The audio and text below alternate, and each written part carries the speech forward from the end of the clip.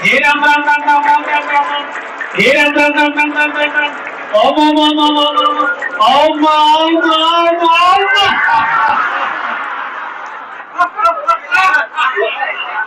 अब देखो, आप लोगों ने ना कुछ दिया, आपने कुछ दिया नहीं दिया, फिर भी आपको बहुत कुछ मिल गया। ये है मातृ पितृ पूजन दिवस, जिसे हम परिवार समझते थे पहले, आज परिवार को अनुभव किया कि हमारा परिवार क्या है। तो ऐसा उत्सव कहीं भी हो ना, आप चूकना नहीं। कैसा लगा आप लोग को प्रभु? बोलो, मुझसे बोलो भगवान।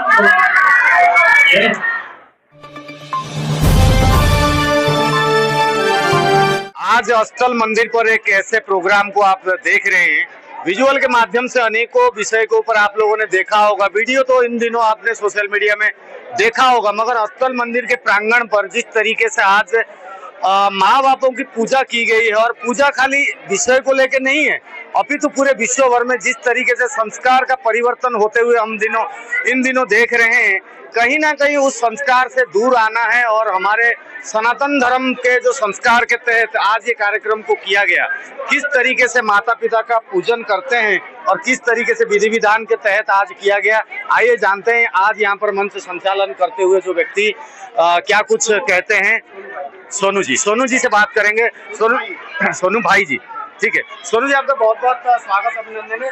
क्या कहेंगे, किस तरीके से इस प्रोग्राम के विषय में जागरूकता अभियान कहेंगे या एक क्या कह सकते हैं इसको, आप ही बताइए इसका। देखिए, हमारे ऋषि मुनियों का दिया गया एक संस्कार है, शास्त्रों में भी वर्णन है, सर्व तीर्थमयी माता सर्व देवमय पिता, अर्थात सर्व तीर्थों का तीर्थ हमारी माता है, सर्व देवों का देव हमारे पिता है। हम इन बातों को भूलते जा रहे थे। इन्हीं बातों को याद कराने के लिए, इन्हीं बातों को हमारे परिवार में लाने के लिए परम पूज्य संत श्री आसाराम जी बापू जी ने आओ मनाए 14 फरवरी मातृ पितृ पूजन दिवस को नया रूप दिया और घर घर माता पिता का पूजन करना आरंभ करवाया। और देखा जाए तो धरती के वास्तविक देव हमारे माता पिता है। इन्होंने ही हमारे जीवन का निर्माण किया। जैसे भगवान ब्रह्मा जी ने सृष्टि का निर्माण किया, वैसे हमारे माता पिता ने हमारा निर्माण किया।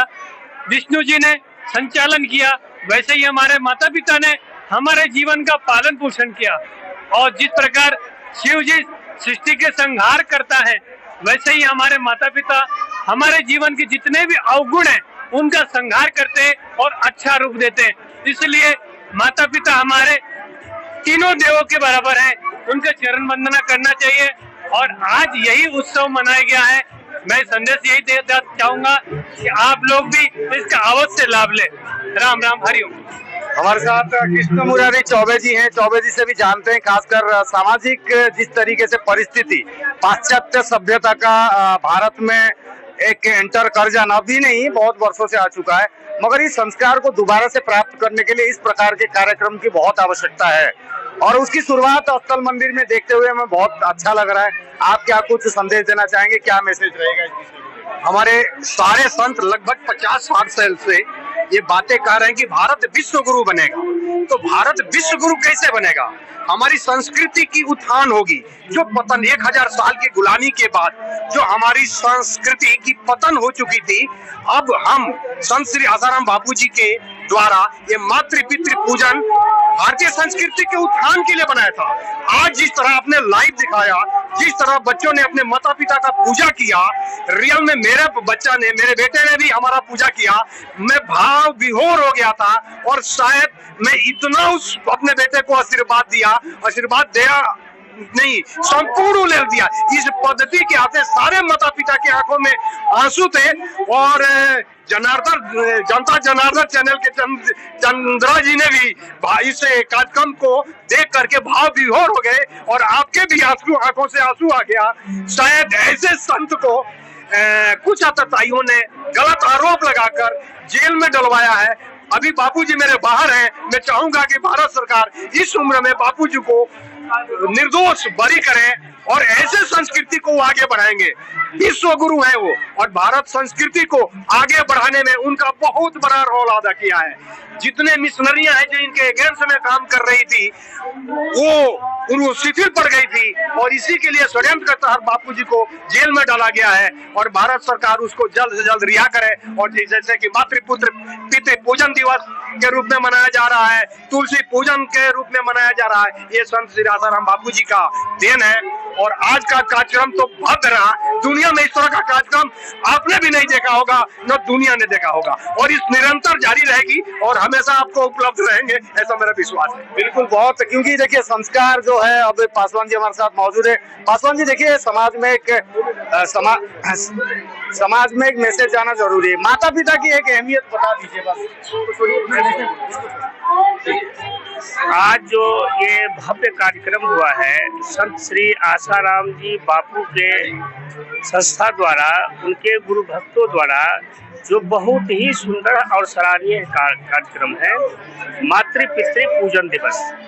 तो मैं तो हिंदुस्तान की जो अपनी संस्कार और जो कल्चर है वो सब भूलते हुए, जो हिंदुस्तान के लोग ही उसको नहीं समझ पा रहे थे, आज संत श्री आसाराम बापू जी ने मातृ पितृ पूजा दिवस का एक अच्छा मैसेज दिया है।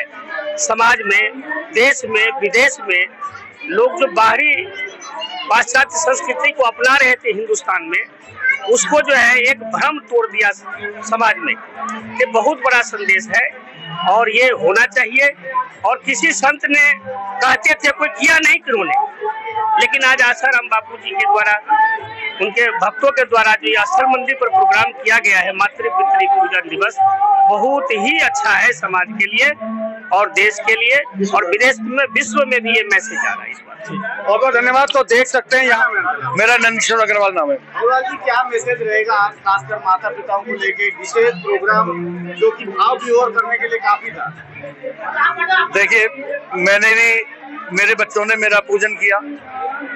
आज